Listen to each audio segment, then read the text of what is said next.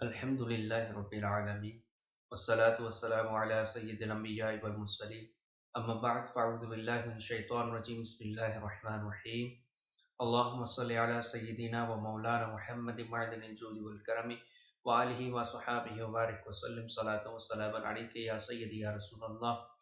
अस्सलामु अलैकुम व रहमतुल्लाहि तआला व बरकातुहू। मैं हूँ आफ्ताब बिन क़ादिर नक्शबंदी। उम्मीद करता हूँ कि तमाम अहबाब बखैर होंगे। आज जो मैं आपके सामने मौजू लेकर हाज़िर हुआ हूँ, इस मौजू पर काफ़ी लोग हमें मैसेजेस करते हैं व्हाट्सएप वगैरह या रब्ता करके। इस मुतालिक जो मौजू मैं अभी बताऊँगा, इसके मुतालिक काफ़ी लोग मैसेजेस करते हैं कि हमें इस मौजू के मुतालिक हमें वजीफ़ा बताएं ताकि हम कोई ऐसा अमल करें और इससे हमें इस्तिफ़ादा हो, हम फ़ायदा हासिल कर सकें। तो जो मौजू है वो मौजू क्या है, आप परेशान हो रहे होंगे। मौजू ये है कि पसंद की शादी का। काफ़ी लोग इसके मुतालिक परेशान हैं और काफ़ी मैसेजेस भी हमें आते हैं कि हम पसंद की शादी तो करना चाहते हैं मगर अहले खाना घर वाले राज़ी नहीं होते या रिश्तेदार नहीं मानते, या एक तरफ से तो घर वाले मानते हैं दूसरी तरफ से नहीं मानते। तो इस हवाले से काफ़ी हमें मैसेज आते हैं। अक्सर अक्सर व बेशतर आप अगर कह लें कि मैसेज अगर आते हैं तो इसी हवाले से मैसेजेस आते हैं। और काफ़ी लोग यही वजीफ़ा पूछते हैं कि हमें कोई ऐसा अमल बता दें कि मेरे अम्मी अबू राज़ी हो जाएं, घर वाले राज़ी हो जाएं, ख़ानदान राज़ी हो जाए, या किसी लड़के वाले राज़ी हैं तो लड़के वाले राज़ी नहीं होते हैं, लड़के वाले राज़ी हैं तो लड़की वाले राज़ी नहीं होते। तो इस तरह बहुत सारे मामलात आते हैं। तो मैंने सोचा इसके मुतालिक भी कोई एक वजीफ़ा बता दिया जाए तो इससे फ़ायदा ही होगा। और मैं खुद, पहले बात तो ये कि मैं खुद ये जो मौजू है इससे बचने की कोशिश करता हूँ, और जो मैसेजेस आते हैं मैं उन्हें देख कर फिर छोड़ देता हूँ, नहीं रिस्पॉन्स देता, ठीक है। और अक्सर बचने की कोशिश करता हूँ। उसकी वजह ये है कि इसमें बहुत सारे मसाइल हैं। इस मौजू पर बहुत सारे मसाइल उठते हैं। देखें अब क्या होता है कि दोनों तरफ से राज़ी तो है लड़का लड़की।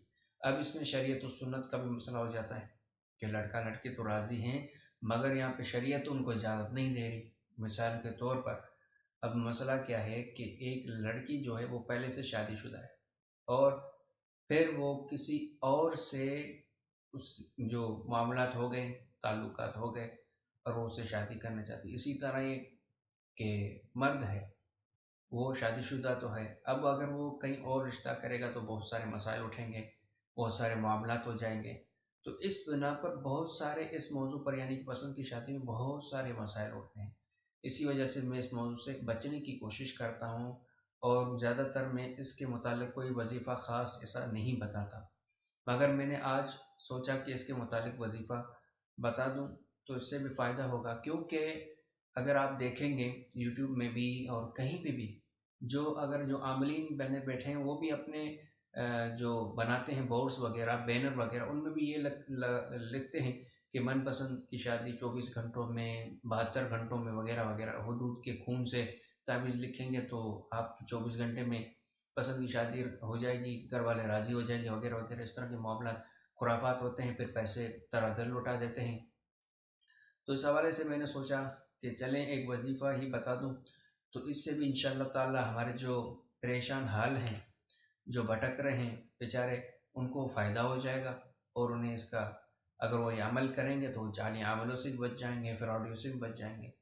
तो सबसे पहले आपको क्या करना है कि आपकी इस अमल की इजाज़त सिर्फ़ और सिर्फ जायज़ सूरत में है, जहाँ पर शरीयत और सुन्नत इजाज़त दे, जहाँ पर शरीयत और सुन्नत की इजाज़त मौजूद हो वहीं पर यह अमल करें।